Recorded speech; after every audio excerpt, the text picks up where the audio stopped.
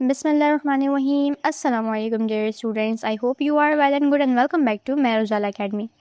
तो बगैर कोई टाइम वेस्ट किए हम टॉपिक पर आते हैं। काफ़ी सारे स्टूडेंट्स हमारे जिनके डीएम्स आ रहे थे, कमेंट्स आ रहे थे कि 9 मैट्रिक के जो पेपर हैं, एक नोटिफिकेशन सर्कुलेट कर रही है कि 9 मैट्रिक के पेपर जिस तरीके से कॉन्सेप्चुअल बेस पर आए थे, कॉन्सेप्शनल बेस पर आए थे, तो फर्स्ट ईयर सेकेंड ईयर जिनके एग्ज़ाम्स अभी होने वाले हैं वो स्टूडेंट्स काफ़ी ज़्यादा डिस्टर्ब हो गए हैं इस चीज़ को लेके। वो पैनिक हो गए हैं कि क्या हमारे पेपर भी कॉन्सेप्चुअल बेस पर आएंगे, क्या हमारे पेपर भी इसी तरीके से आएंगे जिस तरीके से 9 मैट्रिक के पेपर्स आए थे।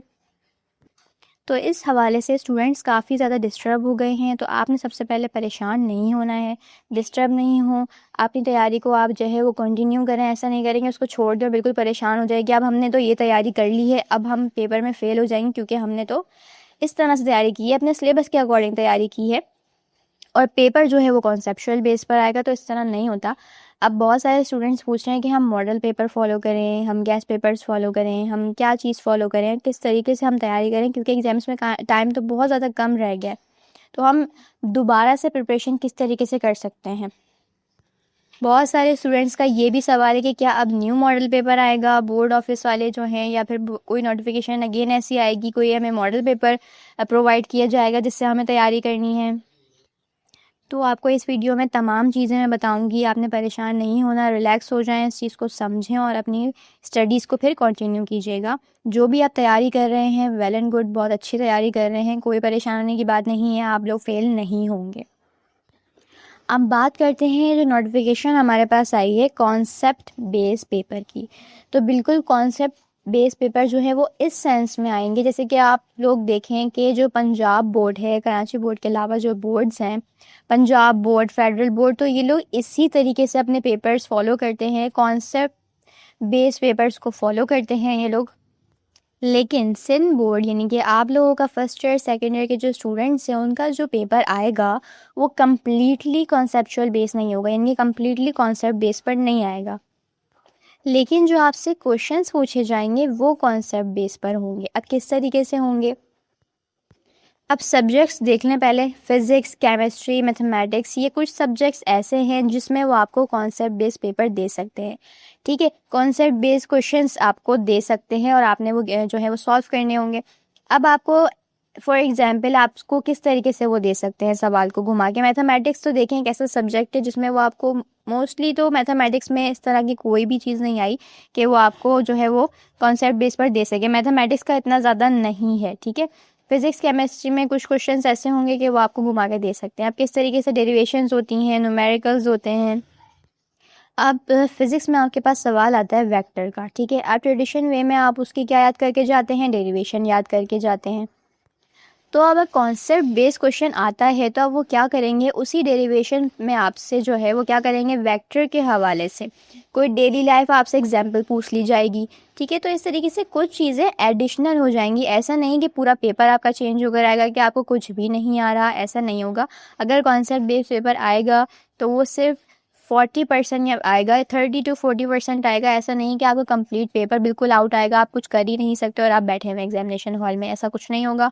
आप जो प्रिपरेशन कर रहे हैं आप वो करते रहें, अपनी तैयारी को कंप्लीट रखें। वेल एंड गुड, आप बहुत अच्छी तैयारी कर रहे हैं, जो भी आप लोगों ने याद किया है वो सब आप कंप्लीटली याद करें। अब बात आती है कि कॉन्सेप्ट बेस्ड पेपर पे आप लोग तब आएंगे जब आप लोगों ने अपनी प्रिपरेशन कंप्लीट कर ली है, यानी कि आपने जो भी आपने अपने मॉडल पेपर से याद किया है, अपने गेस्ट पेपर्स बनाए थे उससे याद किया है, अपने कोचिंग सेंटर्स में जो भी आपने चीज़ें याद की हैं, तो उन तैयारी को सबसे पहले आपने कंप्लीट रखना है। तमाम क्वेश्चंस को, तमाम मैथमेटिक्स है जो आपने को सारे एक्सरसाइजेस को सॉल्व कर लेना है। ठीक है, उसके बाद बायोलॉजी और कंप्यूटर में भी क्या हो सकता है, कॉन्सेप्ट बेस्ड पेपर आ सकते हैं। ठीक है, आपने क्या करना है, सब अपने क्वेश्चंस को तैयार रखना है, याद करके रखना है जो आपके सिलेबस में मौजूद है। फिर हम आएंगे कॉन्सेप्ट बेस्ड की तरफ। कॉन्सेप्चुअल बेस्ड पेपर्स उन स्टूडेंट्स के लिए बिल्कुल भी नहीं है जो एक हफ्ते पहले या एक दिन पहले तैयारी लेकर बैठते हैं, बुक्स खोल कर बैठते हैं एक दिन पहले कि आपका नेक्स्ट डे पेपर है और अब आप लोग तैयारी कर रहे हैं, तो उनके लिए बिल्कुल नहीं है। जो बच्चे पहले से पूरा साल तैयारी करते हैं या फिर मिड में भी स्टार्ट करते हैं उनके लिए ये है, क्योंकि उन्होंने ऑलरेडी काफ़ी सारी चीज़ें याद की हुई हैं, उनको तमाम चीज़ें जो क्वेश्चंस हैं, सॉल्व करने के पैटर्न्स हैं वो मालूम होते हैं। ठीक है, तो इन केस अगर उनके पास कॉन्सेप्ट बेस्ड पेपर आ भी जाता है, कॉन्सेप्ट बेस्ड क्वेश्चन आ भी जाता है, मैं दोबारा रिपीट कर दूं, पूरा पेपर कॉन्सेप्ट बेस्ड नहीं आएगा, कॉन्सेप्चुअल बेस्ड नहीं आएगा। 40 to 30% ही आपका ऐसा पेपर आएगा जो थोड़ा बहुत आपको मैनिपुलेट करके क्वेश्चंस दिए जाएंगे या फिर हट के सवाल दिए जाएंगे। अब हट के सवाल भी आपके बिल्कुल सिलेबस से आउट नहीं आते। जैसे कि आपको मैंने अभी बताया कि आपके पास वेक्टर का क्वेश्चन है, ठीक है, उसकी आपने डेरिवेशन की, तो वो उसमें ऐड कर देंगे कि आपने वेक्टर की डेली लाइफ एक्सपेरिमेंट कोई बताना है, तो वो आपको सवाल में कोई भी चीज़ ऐड करके दी जाएगी। ऐसा नहीं है कि आपको पूरा क्वेश्चन चेंज करके दिया जाएगा, बिल्कुल भी ऐसा नहीं है। आपके सिलेबस के अंदर से, बुक के अंदर से ही सवाल आएंगे, बस थोड़ा सा आपको चेंज करके दिया जाएगा। अब जिन बच्चों ने पहले से सारी तैयारी की हुई है, पहले से सारे सवाल याद किए हुए हैं, चाहे वो मैथमेटिक्स हो, बायोलॉजी हो, ठीक है, उसके बाद कंप्यूटर हो, इंग्लिश हो, उर्दू, इन तमाम ही क्वेश्चंस में, तमाम ही पेपर्स में जितने भी क्वेश्चंस आएंगे वो सब आपके सिलेबस के अकॉर्डिंग ही आएंगे। सिलेबस के अंदर जो सवाल मौजूद है उनमें से ही आएंगे। कॉन्सेप्चुअल बेस का मतलब क्या होता है कि आपको सवाल में कुछ चीज़ें ऐड करके सवाल पूछा जाएगा, कुछ घुमा के पूछा जाएगा। तो अगर आपने पहले से तैयारी की हुई है, लास्ट मोमेंट पे अगर आप बुक्स खोल कर नहीं बैठे हैं, तो आप लोगों के लिए तो कोई प्रॉब्लम है ही नहीं, ठीक है। टॉपर्स क्यों होते हैं? क्योंकि वो बहुत अच्छी तैयारी करते हैं, वो स्मार्ट वे में प्रिपरेशन करते हैं अपनी, ठीक है। एक दिन पहले या एक हफ्ता पहले बुक खोल कर नहीं बैठते वो लोग, ठीक है। और अब बस आपने बुक खोली, आपने 3 चैप्टर्स याद किया, आपने कहा मेरा पासिंग मार्क्स का पेपर है, तो ऐसा नहीं होता है, ठीक है। तो जो बच्चे रिलैक्स हो जाएं, जो लोग अभी से प्रिपरेशन, जो तैयारी ऑलरेडी कर रहे हैं पूरा साल से या मिड से भी जिन्होंने स्टार्ट किया है, अगर आप लोगों ने सारे सवाल याद किए हुए हैं तो आप लोग कुछ चीज़ें और उसमें ऐड कर लें, ठीक है।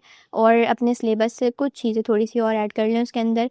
कॉन्सेप्ट क्वेश्चंस अगर आते हैं आपके पास, कॉन्सेप्चुअल बेस पेपर अगर आपके पास आ जाए जिसमें कुछ सवाल आपको मैनिपुलेट करके दिए जाएं, ऐड करके दिए, तो ऑब्वियसली आपको सवाल तो पूरा याद है, आपने डेरिवेशन तो याद की हुई थी।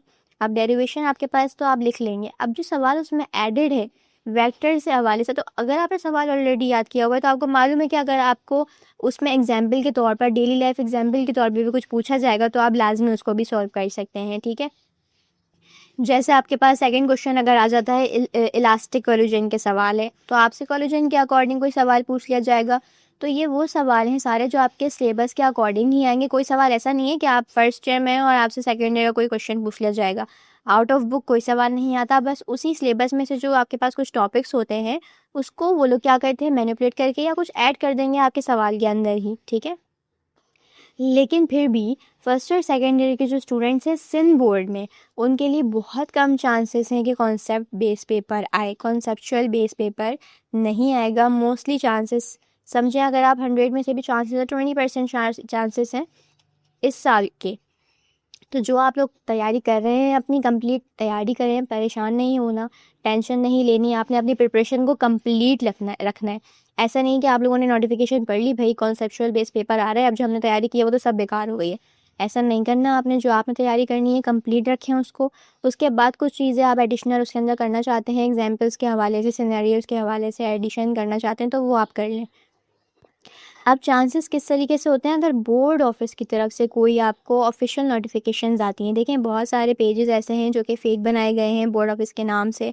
और सबसे बड़ी बात कि व्हाट्सएप पर कोई भी पेज ऐसा नहीं है, कोई चैनल जो है बोर्ड ऑफिस का नहीं है, जिन्होंने जो है वो अपना चैनल बनाया हो बोर्ड ऑफिस में, तो व्हाट्सएप यूज़ नहीं करते वो लोग, यानी कि उनका ऑफिशियली कोई पेज नहीं है। तो फेक पेजेस बहुत सारे बनाए हुए हैं जो आपको मिसलीड भी करते हैं, मिसगाइड भी करते हैं। तो आपने परेशान बिल्कुल भी नहीं होना है अपनी प्रिपरेशन। मैं आपसे बार बार कह रही हूँ कि जो बच्चे अपनी प्रिपरेशन कर रहे थे वो अपनी प्रिपरेशन कंप्लीट रखें, ठीक है। पेपर्स आपके बहुत करीब हैं, तो आपने अपनी प्रिपरेशन को छोड़ना नहीं है कि आप इसके लिए इतना परेशान हो जाएं कि हमारे तो एग्ज़ाम्स इतने ज़्यादा, अब सवाल हट कर आएंगे तो हमने जो किया वो सब बेकार है। तो उन सवालों को आपने भूलना नहीं है, आप उसे याद रखें, रिवाइंड करते रहें, ठीक है, रिपीट करते रहें, उसकी अच्छे से प्रैक्टिस करें। जो भी आपने मैथ्स में की है प्रैक्टिस, फिज़िक्स, केमिस्ट्री, ये सब चीज़ों को आपने करते रहना है, ऐसा नहीं कि आप इसको छोड़ दें। अब ये चीज़ तो बोर्ड ने थोड़े टाइम पहले सर्कुलर डाला था कि उनके पेज से रिलेटेड बहुत सारी ऐसी नोटिफिकेशंस हैं जो फेक पेजेस आप लोगों को प्रोवाइड करते हैं। फेक पेजेस में क्या होता है, उसमें बहुत सारी आपको ऑथेंटिक नोटिफिकेशन भी मिलती है, लेकिन वो बहुत सारी ऐसी पोस्ट और ऐसे नोटिफिकेशन भी आप तक पहुंचाते हैं जो कि आपको मिसलीड करते हैं, मिसगाइड करते हैं और आप लोगों को परेशान भी करते हैं। क्योंकि अब एग्जाम्स हो रहे हैं, काफ़ी सारे बच्चे परेशान हुए होंगे इस नोटिस को लेकर। लेकिन अगर आप लोगों को ऑफिशियली पेज पर किसी बोर्ड के ये नोटिफिकेशन नज़र नहीं आई, इट्स मीन के ऐसे कोई भी चांसेस नहीं है, ठीक है। अगर तो कोई ऐसे चांसेस होते तो बोर्ड ऑफिस के जो चेयरमैन हैं वो खुद इस चीज़ को कंफर्म करते। अब फर्स्ट ईयर सेकेंड ईयर के जो एग्ज़ाम स्टार्ट हो रहे हैं, फर्स्ट पेपर आप लोगों का आएगा बायोलॉजी का, जो कि 29 अप्रैल से स्टार्ट है, ठीक है। तो आप लोगों ने क्या करना है, आप बायोलॉजी की जितनी आपने 60% 70% प्रिपरेशन की भी है, तो आप उसमें 30% to 20% कॉन्सेप्ट बेस्ड क्वेश्चन भी कर लीजिए। कॉन्सेप्ट बेस्ड क्वेश्चन आप लोगों ने किस तरीके से करने हैं, जैसा कि मैंने आपको बताया, एग्जाम्पल्स आप लोगों को कुछ दी, सवाल के अंदर आपसे 2-3 क्वेश्चंस या फिर एक और चीज़ आपसे एडिशन करके पूछ ली जाएगी, एग्जाम्पल के तौर पर पूछ ली जाएगी, ठीक है। तो आपने उस चीज़ को और थोड़ा सा कर लेना है। अब जब आप लोग 29 अप्रैल को बायोलॉजी का पेपर देकर आ जाएंगे तो आप लोगों को अंदाज़ा हो जाएगा कि पेपर कॉन्सेप्ट बेस आया है या नहीं आया है, ठीक है। तो ऐसा तो नहीं होगा ना कि सारे पेपर्स में आप लोग परेशान रहेंगे। आप लोग फर्स्ट पेपर देने के लिए जा रहे हैं, पहला आप लोगों का जो पेपर है आप लोग जाएंगे, आप देंगे, आपने पेपर को टैली करना है, आपने देखना है। जिन लोगों ने बहुत अच्छे से प्रिपरेशन की है तो उनको अच्छी तरीके से मालूम हुआ कि पेपर कॉन्सेप्शनल बेस आया है या नहीं आया है, ठीक है। तो अगर फर्स्ट पेपर आपका कॉन्सेप्शनल बेस आता है तो आपको इस चीज़ का पता चल जाएगा कि बाकी सारे जो आपके पेपर्स हैं वो भी कॉन्सेप्शनल बेस आएंगे। अगर तो आपका पेपर पास पेपर और मॉडल पेपर के साथ आ रहा है, दोनों को इंक्लूड करके दे रहे हैं, तो बाकी पेपर भी पास पेपर और मॉडल पेपर के अकॉर्डिंग आएंगे। अगर सिर्फ मॉडल पेपर के अकॉर्डिंग आ रहा है तो आप लोगों ने बाकी पेपर्स को भी ऐसे ही प्रिपरेशन करनी है, क्योंकि अगर एक पेपर मॉडल पेपर के अकॉर्डिंग है तो बाकी सारे पेपर्स भी वैसे ही आएंगे। अब जिन बच्चों ने प्रिपरेशन पूरे साल की है, पहले से की है, टेस्ट दिए होंगे, अपने प्रीलिम्स दिए होंगे, तो उनके लिए तो कोई प्रॉब्लम ही नहीं है कि अगर एक आध सवाल आपको ऐड करके दे दिया जाए तो वो लोग तो बहुत इजीली कर लेंगे, ठीक है। तो फर्स्ट ईयर में रिज़ल्ट ख़राब आने का मसला यही होता है कि बहुत सारे स्टूडेंट्स हमारे ऐसे होते हैं कि वो क्या करते हैं, पूरा साल तैयारी नहीं करते, बिल्कुल लास्ट में अपनी बुक्स खोल के बैठते हैं। तो उनके लिए तो मुश्किल है ना, क्योंकि उन्होंने तो पूरे साल प्रिपरेशन की ही नहीं है। जो लोग हमारे स्टूडेंट, जो बच्चे हमारे इतने ज़्यादा माशाल्लाह से पढ़ते हैं पूरा साल, तो उनके लिए कोई प्रॉब्लम नहीं है। तो सबसे पहले आपने परेशान नहीं होना है, रिलैक्स रहना है। जो प्रिपरेशन आप लोग कर रहे हैं बहुत अच्छी कर रहे हैं, गुड, आप उसी को कंटिन्यू करें, ठीक है। मॉडल पेपर से कर रहे हैं तो मॉडल पेपर से कीजिए, पास पेपर से कर रहे हैं तो उससे कीजिए, लेकिन अपनी प्रिपरेशन को कंप्लीट रखिए, टेंशन नहीं लेनी है, रिलैक्स होकर आपने अपनी तैयारी करनी है, रिलैक्स होकर ही आपने एग्जामिनेशन हॉल में बैठना है, ठीक है। फिर आप लोगों ने जब पहला पेपर देना है तो उससे आपको बहुत अच्छा अंदाज़ा हो जाएगा कि जैसा पहला पेपर आया है आपका, अकॉर्डिंग टू बाकी सारे पेपर भी आपके उसी तरह आएंगे। अगर तो मॉडल पेपर से रिलेट करता हुआ आया तो आपने बाकी सारे पेपर्स भी उसी तरीके से याद करने, ठीक है। और ऑब्वियसली आपकी तमाम पेपर्स की तैयारी तो ऑलरेडी होगी, ठीक है। आपने सिर्फ चीज़ों को रिवाइज़ करना होता है, ठीक है। तो आप लोगों ने क्या करना है, आप लोगों ने देखना है कि हमारा पहला पेपर कॉन्सेप्शनल बेस है या नहीं है, बाकी पेपर्स वैसे ही आएंगे।